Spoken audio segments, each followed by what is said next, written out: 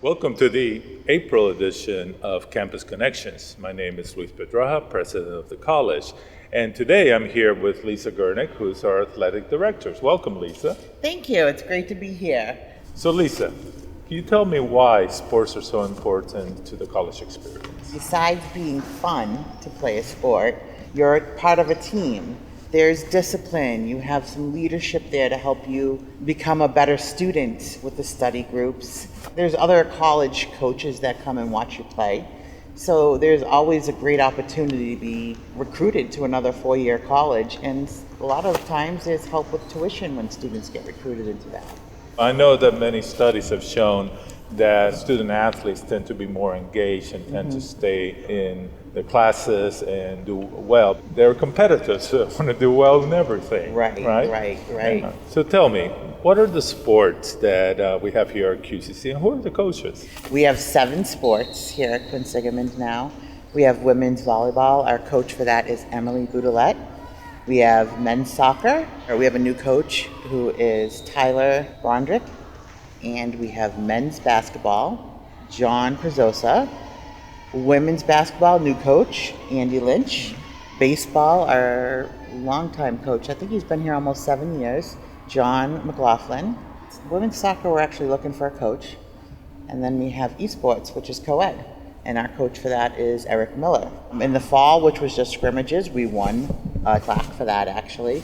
And then our real season was in the spring, and we won in our region. How can students get involved with sports? So what we have now online is a form, a student interest form for any student looking to play a sport.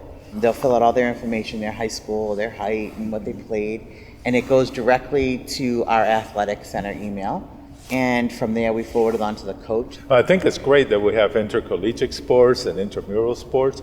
And I know some people might not be familiar with those terms. Can you explain a little bit about that? Intercollegiate sports is where we actually have to form a team that consists of eligibility. In other words, they have to take a certain number of credits, which is 12 each semester, and they have to have a certain GPA, which is 2.0 or above. Intramural sports is just pickup games. So if students come to us, they said, we want volleyball, but we want it on this day and this time. So we're like, no problem. We'll set it up, have it ready, but we'll also post flyers and through Facebook and Twitter when intramural basketball or volleyball or whenever, when it's being held, so students can show up when they can. And even with intramurals, staff and faculty can join in. So if I want to come and play pickleball, I can...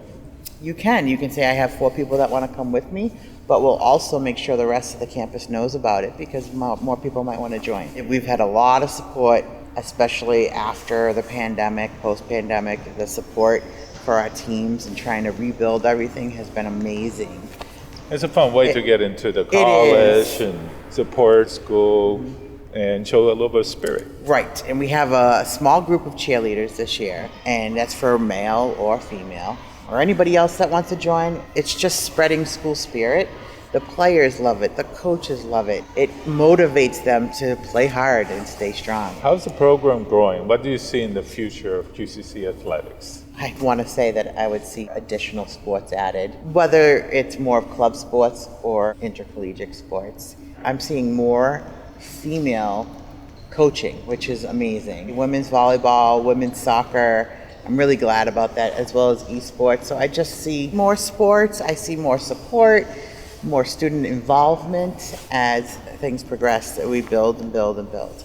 Are there other ways that people can connect with the offerings from the athletic department or take advantage of our facilities? Absolutely. We have a huge fitness center, treadmills, weight machines, free weights. So a lot of our coaches will schedule workout sessions for the players, help them strengthen their legs, their arms, depending on the sport.